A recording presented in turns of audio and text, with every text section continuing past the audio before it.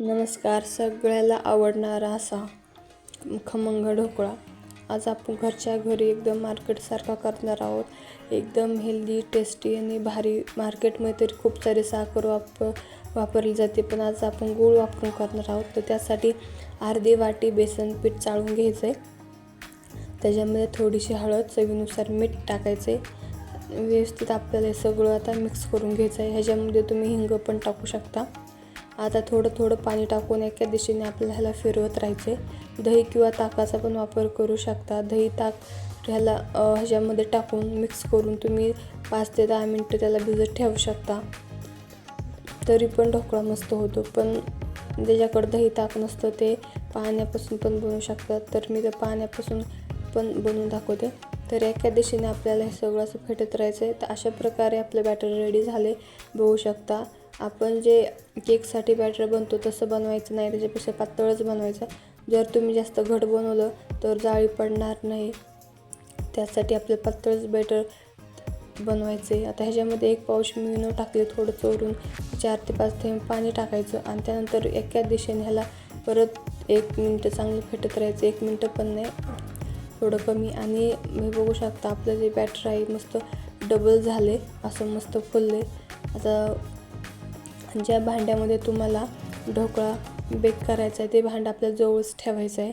लगेच ते भांडं घ्यायचं आणि त्याच्यामध्ये सगळं हे बॅटर आपल्याला ओतून घ्यायचं आहे. बघू शकता की ते असं फ्लफी झाले. तर मी तर परातच घेतली आहे. ह्याला तेल वगैरे काही लावलं नाही लावलं तरी एकदम व्यवस्थित आपला ढोकळा निघतो. तर अशा प्रकारे ह्याला सगळं थोडं पसरून घ्यायचं आहे. आणि कढईमध्ये 1 ते अर्धा इतकं ग्लास मी पाणी उकळत ठेवलं होतं.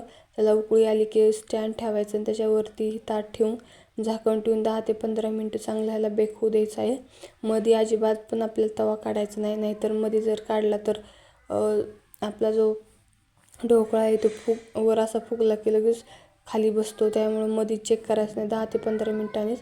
तर 10-15 मिनटांनी मी चेक केलं तर बघू शकता असं हाताला पण चिटकत नाही. आणि मी सुरीने पण चेक केलं तर बघू शकता आपला ढोकळा रेडी. आता आपण ह्याला थंड होण्यासाठी कट करून ठेवून देऊया. थंड होते तोपर्यंत आपण इथं गूळ आणि चिंचाचं पाणी बनवूया. तर इथं मी हेल्दी बनवते ढोकळा, त्यासाठी मी गूळ आणि चिंचाचं पाणी करते.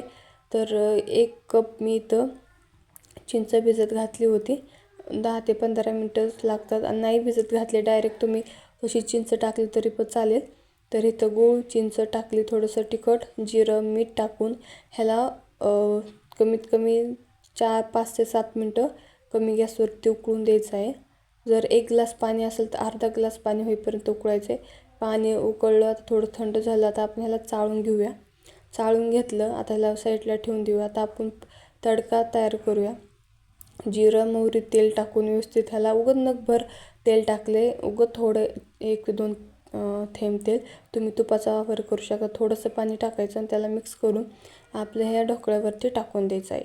हा तडका टाकला ना तर आपण जे बेकरीमधून खमंग आणतो सेम तसाच म्हणजे वास येतो त्या मोहरी जिरच्या तडक्याचा, आणि खायला पण भारी लागतं. त्यासाठी हा तडका बनवला आहे. जर नाही बनवला, फक्त चिंचाचं पाणी असं ढोकळ्यावरती टाकलं तरी पण चालेल. तर हे मी चिंचाचं पाणी टाकलं की बघू शकता कसं ते ॲब्झॉर्ब होते सगळं पाणी. आणि सगळं पाणी आता ह्याच्यातलं सगळं आटून गेले.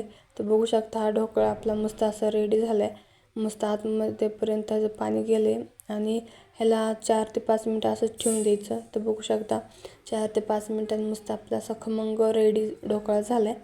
आणि ही रेसिपी तुम्हाला कशी वाटली मला कमेंटमध्ये नक्की सांगा. तुम्ही पण एक वेळेस नक्की ट्राय करून बघा.